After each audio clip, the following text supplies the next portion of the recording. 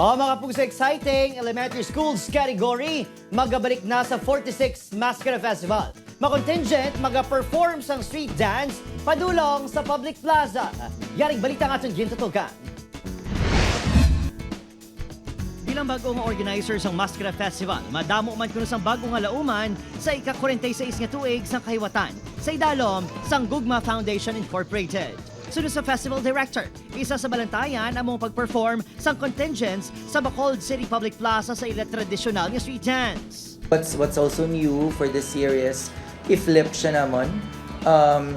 The performance or we call it the showdown, the arena showdown will begin sa Paglaon gid. So then after that, they will make their way, street dance going to plaza.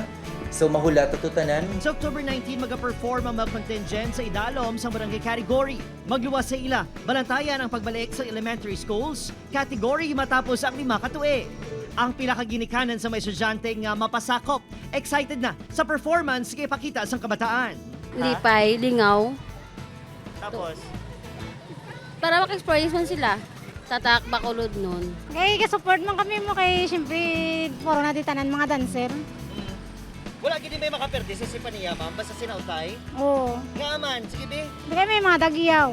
Tapos, Mas mga damo ay talentado. sa October 19, hiwaton ng closing, kag i-anunsyo ang mga tagdaog. Mahiwaton man nga grand after party sa October 26. Lauman ang bago nga tema kag theme song subong nga tuig. Sunod sa organizer kung sa din iga-highlight ang lokal nga mga talento. So ang tanan na nga highlights are local talents. Could it be competition, showcase of talents, showcase of sectoral. So that's going to be run and spotlight sa atin yung mga locals. Opo, Kiril Gasilio, Adrian Pretos, One Western Visayas.